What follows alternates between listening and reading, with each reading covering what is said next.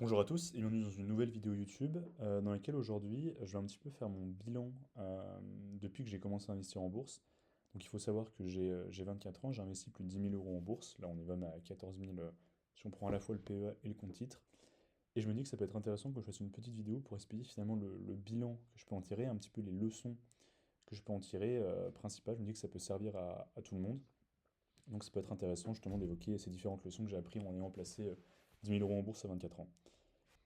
Et du coup, la première leçon, pour moi, qui est hyper importante à comprendre, c'est vraiment investissez le plus tôt possible. Le temps, c'est le meilleur allié de l'investisseur.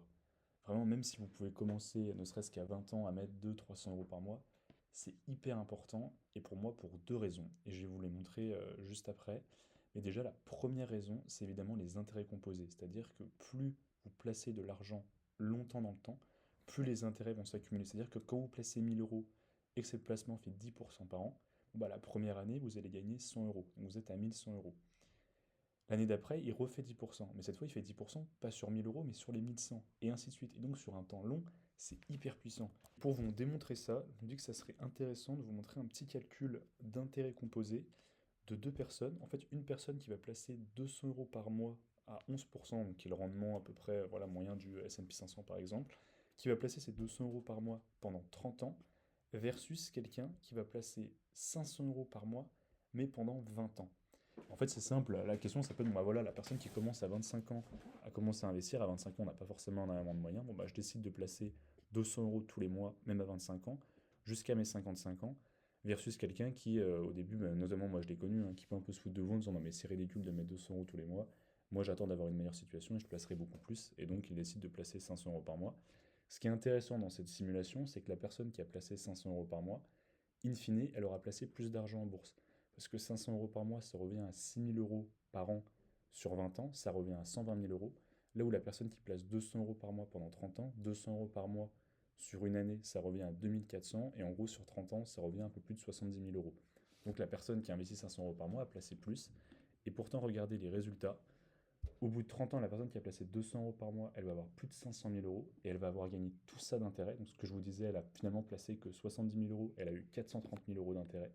Versus l'autre personne, là, elle n'a entre guillemets que 400 000 euros et surtout, les intérêts gagnés beaucoup moins.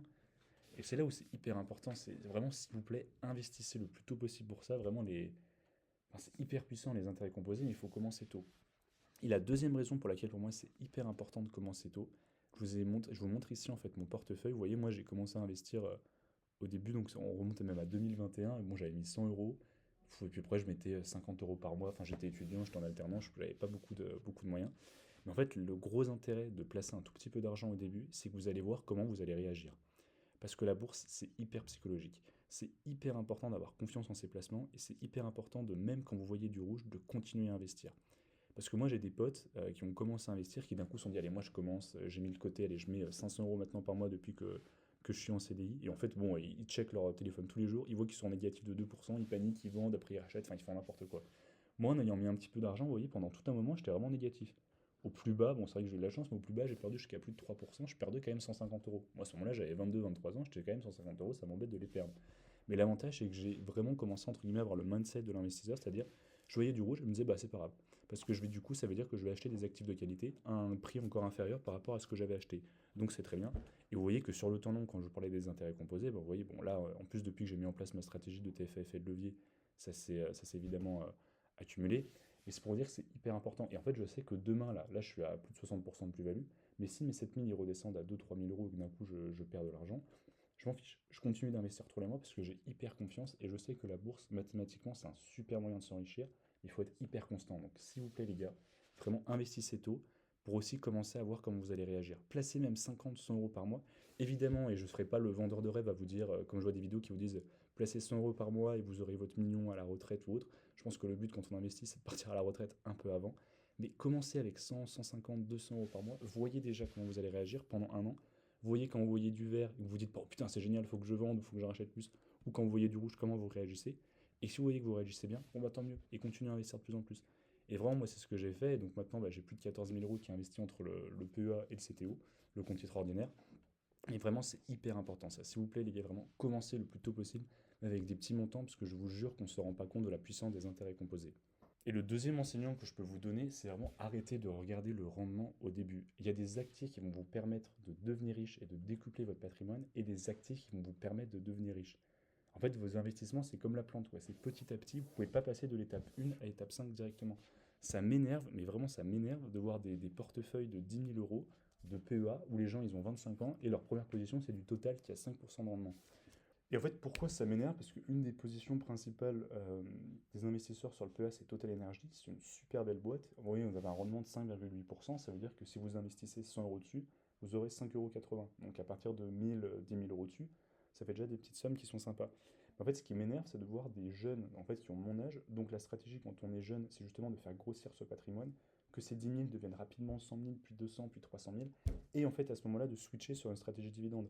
Pour moi, les dividendes, ils sont intéressants quand vous pouvez mettre des dizaines de milliers d'euros sur ces actions-là, et du coup, les montants sont intéressants.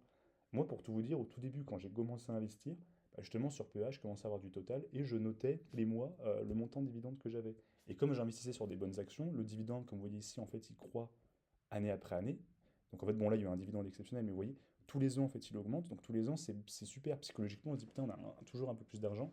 Moi, je me suis dit, mais attends, en fait, je vais comparer ma performance que j'ai sur Total versus si j'avais mis sur un autre actif. Et c'est le comparatif que je vous ai mis. Je vous ai mis entre le VO, qui en gros est un ETF S&P 500, versus un Total Energy en total return, c'est-à-dire dividende réinvesti. C'est-à-dire vous touchez vos dividendes et vous rachetez avec des actions, et ainsi de suite. Et en fait, bah, vous voyez, l'écart, il se creuse.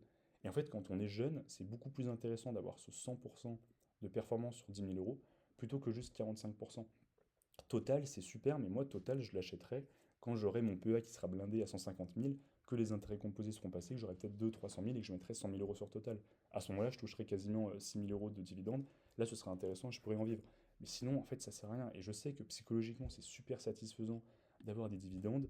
Mais s'il vous plaît, les gars, vraiment, quand vous commencez, et même en faisant votre stratégie, pour moi, les dividendes deviennent très intéressants, mais quand vous pouvez en vivre. Sinon, en fait, vous allez juste vous accumuler des frais. Pourquoi? Parce que là, en total return, ça veut dire que vous touchez des dividendes et vous allez les réinvestir. Mais ça, forcément, il y a des frais. Quand vous passez sur votre PEA, bah, vous allez toucher des dividendes. Quand vous allez voir racheter des actions, bah, vous allez payer des frais. Et en plus de ça, ce principe d'intérêt composé, donc qui est de toucher des dividendes et le racheter, finalement, il est possible quand vos montants en dividendes sont importants. Mais moi, au début, quand j'ai investi sur Total Energy, je me rappelle, j'avais investi pendant le Covid, j'avais mis mes petites économies, j'avais mis 250 euros. Bon, bah, je touchais, je crois, 13 € de dividendes de Total. Mais 13 € de dividendes par an, bah, je peux même pas racheter une action. Donc en fait, ça me sert à rien, quoi. J'ai 13 € qui dorment, qui sont bouffés par l'inflation. Donc vraiment, s'il vous plaît, les gars, c'est le deuxième conseil que je peux vous donner, c'est arrêter de regarder le rendement. Vraiment, focalisez-vous sur des actifs qui vont croître. Notamment, moi, j'ai un ETF à effet de levier. Voilà, j'ai le MSCI USA sur PEA. Il fait du. Maintenant, avant, quand je vous le disais, il faisait 25% par an. Là, il a encore augmenté. Donc maintenant, il fait du 26% par an sur les 10 ans. Et en fait, c'est ces actifs-là que vous devez avoir au début, peu importe votre âge, mais quand vous commencez à vous construire votre patrimoine financier. Et après, vous pouvez commencer à basculer sur des actions plus à dividendes, type Vinci, type Total, type GTT, type BNP Paribas, même type Orange. Bon, Orange, c'est vraiment une action nulle, mais elle a un bon rendement. Vraiment, en fait.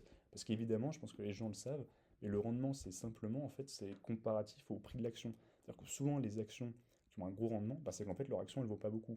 Parce que là, vous pouvez mettre 100 € sur Total, vous allez avoir 5,8 € tous les ans, 5,80 € tous les ans. Mais en fait, vos 100 euros, ils vont pas valoir beaucoup plus. Vous voyez, par rapport à VO, qui est le S&P 500, bah, vous voyez, vos 100 000 €, vos 10 000 €, ils valent beaucoup moins. Donc, s'il vous plaît, les gars, vraiment, investissez dans des actifs de qualité et après, switchez sur une stratégie dividende, mais arrêtez de regarder le rendement. Et le dernier point, le dernier conseil que je peux vous donner, c'est en fait votre patrimoine, il va évoluer en fonction de trois critères. Le premier critère, c'est simple, c'est combien vous allez pouvoir mettre tous les mois en fait, de côté pour investir. Et ce montant-là, il va être drivé par deux choses, votre montant que vous allez toucher tous les mois versus vos dépenses. Donc dès que vous êtes jeune, moi j'ai pris l'habitude hyper tôt, quand j'étais déjà en alternance en stage, d'être en positif tous les mois. Je sais que bah, au début c'est pas facile, moi j'étais à Marseille, quand j'étais en stage j'étais à 1000 € par mois. Bon, bah, une fois que le loyer il passe à la nourriture, j'investissais vraiment 50 € par mois. Mais faites cet effort-là de tous les mois vous dire ok je mets un peu de côté. Et pourquoi c'est intéressant? Parce que très vite vous allez vous rendre compte, ok il y a deux facteurs sur lesquels je peux influencer combien je dépense par mois. Vous allez voir qu'au bout d'un moment, vous allez atteindre un plafond en fait. À moins de manger des radis ou des pâtes tous les jours, au bout d'un moment, vous allez vous dire, bon bah, votre loyer il doit y passer. Moi, par exemple, j'ai pas de voiture ou autre, et vous avez des dépenses obligatoires, les courses. Moi, j'aime bien quand même manger des bonnes choses. Bah, forcément, il y a une influence là. Et en fait, votre gros palier quand vous êtes jeune, c'est surtout combien vous allez gagner. Faites en sorte de gagner le plus possible. Prenez des jobs, faites des heures sup, faites tout ça. Et en fait, c'est ce montant-là qui va énormément influencer sur le montant que vous pouvez mettre tous les mois. Parce que comme on l'a vu dans les intérêts composés, le temps c'est hyper important, mais vous vous rendez compte, si avec cette situation-là, au lieu des 200, on avait mis 500 euros par mois pendant 30 ans, bah regardez, on va faire le test tout de suite. Mais là, les montants, les gars, vous vous rendez pas compte, hein, mais bah voilà, vous passez le million. 500 euros par mois à 11% pendant 30 ans, vous passez votre million. Faites en sorte que ce versement régulier que vous allez faire augmente le plus rapidement possible. Voilà un peu pour cette vidéo, j'espère qu'elle vous a plu, n'hésitez pas à me faire vos retours en commentaire. Et moi je vous dis à très bientôt